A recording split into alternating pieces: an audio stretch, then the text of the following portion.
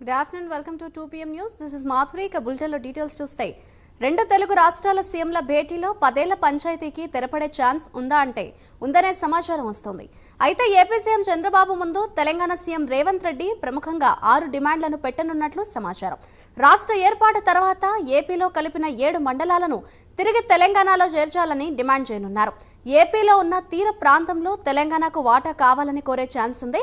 అలాగే టీటీడీలో ప్రాధాన్యత వాటాను కూడా తెలంగాణ ప్రభుత్వం కోరుతోంది. అలాగే కృష్ణా జలాల్లో అంతర్జాతీయ నీటి పంపిణీ సూత్రం ప్రకారం క్యాచ్మెంట్ ఏరియా నిష్పత్తిలో 558 టీఎంసీల వాటాను సైతం తెలంగాణ సీఎం కోరనున్నారు. అలాగే తెలంగాణ విద్యుత్ సంస్థలకు బకాయి ఉన్న 24,000 కోట్లను వెంటనే చెల్లించాలని డిమాండ్ చేయబోతున్నారు.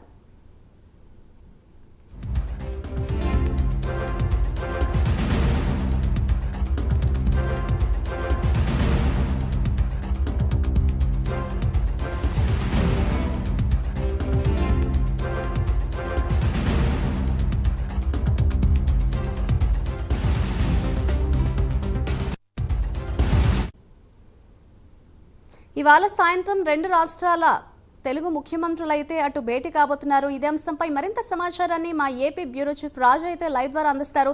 రాజు, చెప్పండి, ఇవాళ సాయంత్రం భేటీలో చూస్తే అటు తెలంగాణ ముఖ్యమంత్రి కావచ్చు, ఇటు ఆంధ్రప్రదేశ్ ముఖ్యమంత్రి ఎటువంటి డిమాండ్లను వారి ముందు ఉంచే అవకాశం ఉంది అని అనుకోవచ్చుంటారు? రైట్ మాధురి, మొత్తానికి ఇవాళ జరుగుతున్నటువంటి రెండు తెలుగు రాష్ట్రాల ముఖ్యమంత్రులకు సంబంధించినటువంటి భేటీలో అనేక కీలకమైనటువంటి అంశాలను పరిగణలోకి తీసుకొని చర్చించబోతున్నారు. అందులో 3 అంశాలు ప్రధానంగా చర్చించేటటువంటి అవకాశాలు కనిపిస్తున్నాయి. అందులో ఒకటి నీటికి సంబంధించినటువంటి వాటాల మీద ఒక తుది తీర్పు, తర్వాత వచ్చేసి ఆస్తులకు సంబంధించినటువంటి పంపకాలు, మరోపక్క విద్యుత్ బకాయిల చెల్లింపులకు సంబంధించినటువంటి అంశాలే ప్రధాన అజెండాగా ఈ భేటీ జరగబోతోంది. అయితే దీనికి సంబంధించి అటు ఆంధ్రప్రదేశ్ నుంచి అలాగే తెలంగాణ నుంచి కొన్ని డిమాండ్లు వెలువడేటటువంటి అవకాశాలు ఉన్నాయి. ఇప్పటికే తెలంగాణ నుంచి 6 డిమాండ్లను ఏపీ సీఎం ముందు పెట్టాలని చెప్పేసి వాళ్ళు నిర్ణయం తీసుకున్నట్టు చెప్తున్నటువంటి పరిస్థితి. సో మీరు ఇందాక చెప్పినట్లు టీటీడీకి సంబంధించినటువంటి ఆస్తులు కావచ్చు, అందుకే టీటీడీకి సంబంధించినటువంటి వ్యవహారాల్లో తెలంగాణకు వాటా ఇవ్వాలని కోరడం కావచ్చు, అలాగే పోర్టులకు సంబంధించినటువంటి అంశం పట్ల వాటిట్లో కూడా వాటా ఇవ్వాలని చెప్పేసి కోరేటటువంటి అవకాశాలు, మరోపక్క విలీన మండలాలకు సంబంధించినటువంటి అంశం పట్ల కూడా మాట్లాడేటువంటి పరిస్థితి. సో 6 డిమాండ్లు ఇప్పటికే తెలంగాణ సిద్ధం చేసినట్టు తెలుస్తుంది. అయితే ఈ నేపథ్యంలోనే ఆంధ్రప్రదేశ్ కూడా కొన్ని డిమాండ్లను తెలంగాణ ముందు పెట్టేటటువంటి పరిస్థితి ఉంది. ఇందులో ఎస్పెషల్లీ ఇప్పటి వరకు కూడా 2 ప్రభుత్వ సంస్థలకు సంబంధించినటువంటి వాటాలకు సంబంధించిన అంశం తేలకపోవడం పట్ల దీని మీద వాటా కోసం ఆంధ్రప్రదేశ్ ప్రభుత్వం ఒక డిమాండ్ పెట్టినటువంటి పరిస్థితి. అందులో especially Andhra Pradesh state finance corporation సంబంధించి, అలాగే మరొకటి తెలంగాణకు సంబంధించి తెలంగాణలో ఉన్నటువంటి ఏదైతే అక్కడ ఉన్నటువంటి కోల్కి సంబంధించి, అంటే ఎస్పెషల్లీ తెలంగాణకి సంబంధించినటువంటి కోల్ సంస్థ ఏదైతే ఉందో దానికి సంబంధించి సింగరేణి క్యాలరీస్కి సంబంధించిన సంస్థలో వాటా కోసం ప్రస్తుతానికి ఆంధ్రప్రదేశ్ 2 డిమాండ్లు పెట్టేటువంటి అవకాశాలు కనిపిస్తున్నాయి.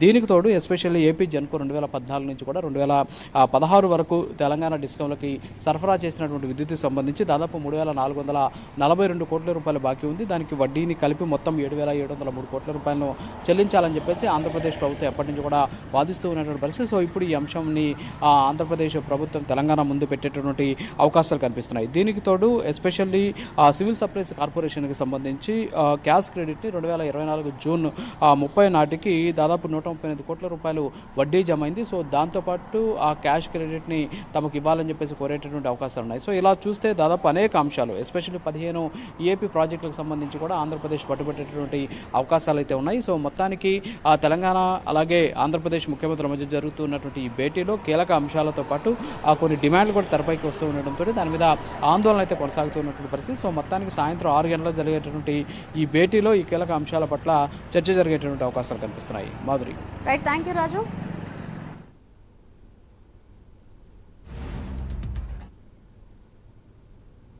రెండు తెలుగు రాష్ట్రాల సీఎంల భేటీలో 10 ఏళ్ల పంచాయతీకి తెరపడే ఛాన్స్ ఉందా అంటే అవుననే సమాచారం అయితే అందుతోంది. ఇదే అంశంపై మరింత సమాచారాన్ని మా ప్రతినిధి చందు లైవ్ ద్వారా అందిస్తారు.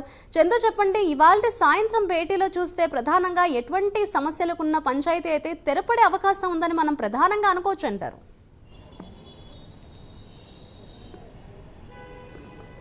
మాధురి, ఈరోజు సాయంత్రం 6 గంటలకు హైదరాబాద్లోని ప్రజాభవన్లో ఇరు రాష్ట్రాల ముఖ్యమంత్రులు భేటీ కాబోతున్నారు. విభజన సమస్యలకు పరిష్కారం చూపబోతున్నారు. ముఖ్యంగా చూసినట్టయితే రెండు రాష్ట్రాల సీఎం కొత్తగానే సీఎం అయ్యారు. అటు ఏపీలో చంద్రబాబు నాయుడు సీఎం అయ్యారు, తెలంగాణలో రేవంత్ రెడ్డి సీఎం అయ్యారు. సీఎం అయిన తర్వాత కొద్ది రోజుల క్రితమే చంద్రబాబు నాయుడు తెలంగాణ ముఖ్యమంత్రి రేవంత్ రెడ్డికి కూడా లేఖ రాశారు. విభజన సమస్యలు సామరస్యంగా పరిష్కరించుకుందామని. దీనికి వెంటనే రేవంత్ రెడ్డి కూడా రిప్లై కూడా ఇచ్చారు, ఖచ్చితంగా సమస్య పరిష్కరించుకుందామని. ఈ నేపథ్యంలో ఈరోజు భేటీ జరగబోతుంది. ఈ భేటీకి అటు చంద్రబాబు నాయుడుతో పాటు 3 మంత్రులు ఏపీ నుంచి వస్తున్నారు. అదేవిధంగా తెలంగాణ నుంచి 4 మంత్రులు కూడా ఈరోజు భేటీలో ఉండబోతున్నారు. అందుకు తగ్గటువంటి ఏర్పాట్లన్నీ కూడా ప్రజాభవన్లో సిద్ధమయ్యాయి. ముఖ్యంగా చూసినట్టయితే 10 ఏళ్లుగా రాష్ట్ర విభజన సమస్యలు పెండింగ్లోనే ఉన్నాయి. గతంలో గత ముఖ్యమంత్రి కేసీఆర్ కావచ్చు, అదేవిధంగా ఏపీ గత ముఖ్యమంత్రి వైఎస్ జగన్ భేటీ అయినప్పటికీ కూడా సమస్యలు అయితే పరిష్కారానికి అయితే నోచుకోలేదు. ఈ నేపథ్యంలో ఇప్పుడు చంద్రబాబు నాయుడు అదేవిధంగా రేవంత్ రెడ్డి ఇద్దరు కూడా భేటీ అవ్వడం మాత్రం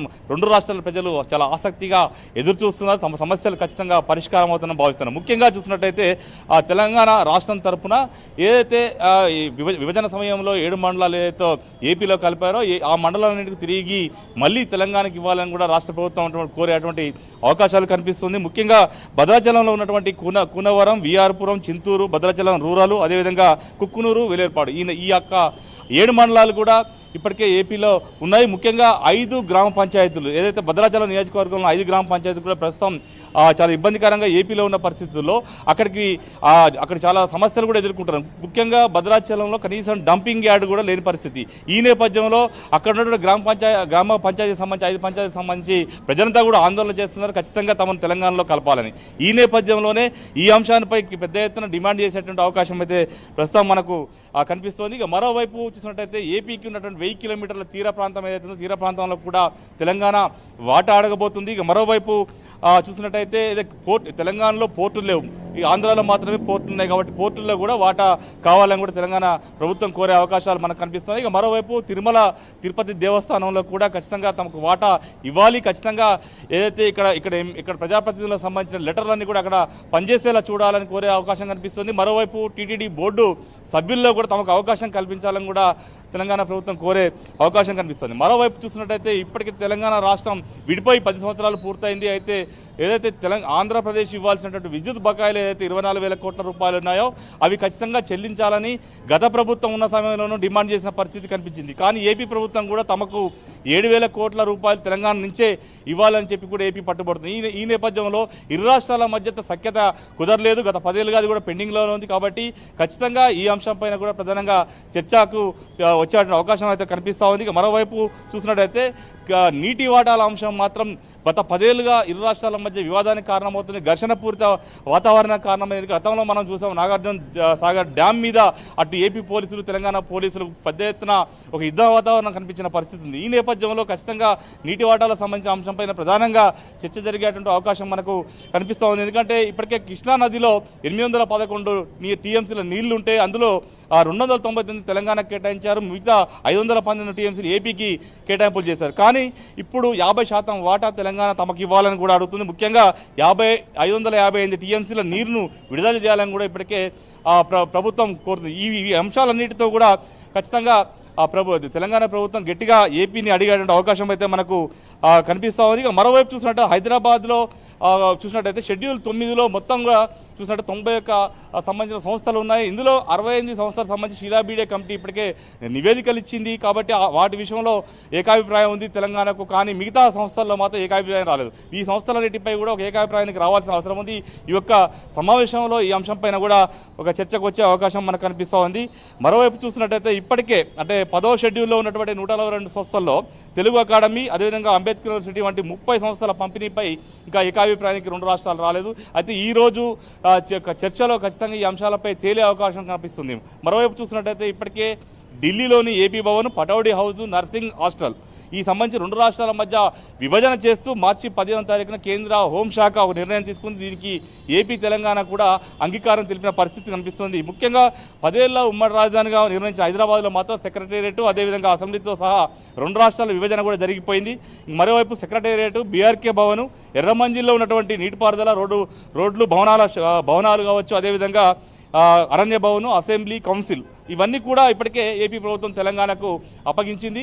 ఇప్పటికే ఏదైతే ఢిల్లీలో ఉన్నట్టు ఏపీ భవన్ కూడా విభజన జరిగింది, అది కూడా ఏపీకి అప్పగించడం జరిగింది. ఈ నేపథ్యంలో చూసినట్టయితే ఇప్పుడు ఏదైతే మొత్తంగా ఈ ఆస్తులు ఏదైతే అప్పులకు సంబంధించిన అంశాలపై ప్రధానంగా ఆ చర్చ జరగబోతుంది. ఎందుకంటే ఉమ్మడి సంస్థలకు సంబంధించి కొన్ని 8,000 కోట్ల రూపాయలు ఇప్పటికీ బ్యాంకుల్లోనే ఉన్నాయి. వాటిని వాడుకునే విధానం లేకుండా పోయిన నేపథ్యంలో ఈసారి ఈ సమస్యకు ఒక పరిష్కారం చూపాలనుకుంటున్నారు. ఎందుకంటే రెండు రాష్ట్రాలు కూడా చాలా అప్పుల్లో ఉన్నటువంటి పరిస్థితుల్లో ఇప్పటికే పథకాలకు సంక్షేమ పథకాలు డబ్బులు ఖర్చు పెట్టాలనుకుంటే ఖర్చు పెట్టలేని పరిస్థితుల్లో ఆ డబ్బులు కనుక రెండు రాష్ట్రాలు ఏకాభిప్రాయం కుదిరి పంచుకుంటే ఆ రాష్ట్రాలకు ఊరట లభించేటువంటి పరిస్థితి కనిపిస్తున్న నేపథ్యంలో ఖచ్చితంగా వాటిపైన కూడా చర్చ జరిగే అవకాశం కనిపిస్తోంది. Right, thank you Chandu.